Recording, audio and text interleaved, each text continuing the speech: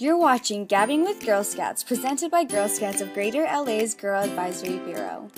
Hey Girl Scouts, we're here at the Named Me Malala press day. We're about to go in and interview Davis Guggenheim, and we're all really excited.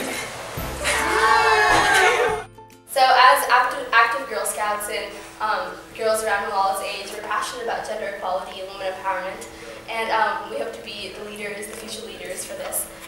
However, Malala in her documentary stated that there is a lot of difficulty in getting things done in the world and sparking change. So what have you seen by working with her? What are her attributes of tenacity and passion which separate her?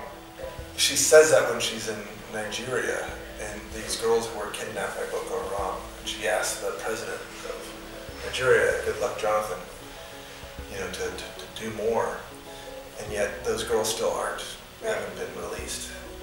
And she says, you can never give up. Right. So part of it is never giving up. And part of it is knowing that she was just an ordinary girl.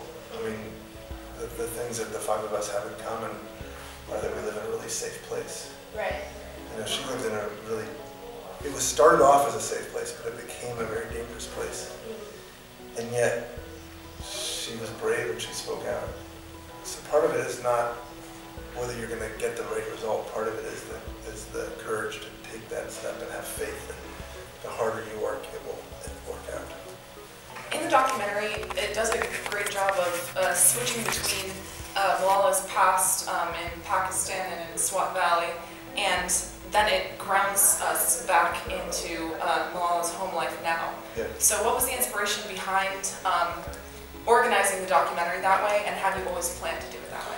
I have a son and two daughters, a 14-year-old daughter and a 9-year-old daughter, and it worried me that if you told Malala's story as if she's this larger-than-life hero, the girls might say, I could never be her.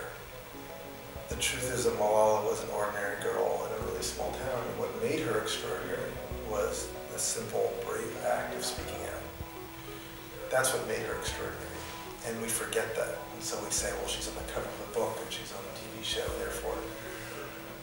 You go to this place, well, she's someone I can't be. Like, I could never be Beyonce. That's true. We know that I could never be Beyonce, right? But I could be as brave as her, and I could speak out, and there's nothing keeping me back from that. And so I really wanted to show her as a normal girl. She is. What inspired you to document their story? I hadn't heard about her being shot at her school bus.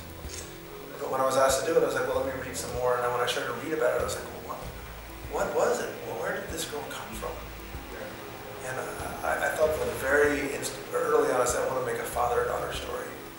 I want to learn what was it, because clearly he had a big influence on her. And I'm an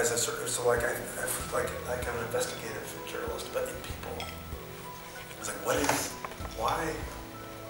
did that happen? Like, I have two daughters, I want to know what were the special ingredients that helped make her feel, like, what could I do to make my daughters feel as confident as you guys? In Girl Scouts, we talk a lot about having courage and being able to stand up for what we believe in, which Malala did in the documentary. What do you think is the most important thing that not only us girls, but also boys should take away from the documentary? Maybe it was something that you personally took away from it. I built the whole film around this one choice, and I think if you look at great characters in books or in movies, they're defined by the choice they make. You can, when push comes to shove, are you going to take the courageous route or the not so courageous route? Are you going to step in and do something you believe, or the opposite? And the whole movie builds to this moment where, I don't know if you remember, when she steps on the podium, and she walks into the television studio and she says, speak, Malala, speak with what's in your soul. And when I talk about it, it's very moving to me, because I think this simple act of using your voice is so simple, but it's a fundamental thing that we all have. And who would think that just a girl in this faraway country that's very poor would be so famous for doing that? But what she tells us is that her voice has such value and such power that simple act of courage can change the world. And so everything leads to that one moment. And I'm glad it's a Girl Scouts value, because it's something that I believe in. It's something weirdly, because we live in a world that is more safe, we tend to forget that.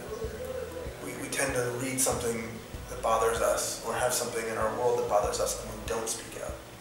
For too many reasons. Like it'll be embarrassing, or no one will listen, or someone else will do it.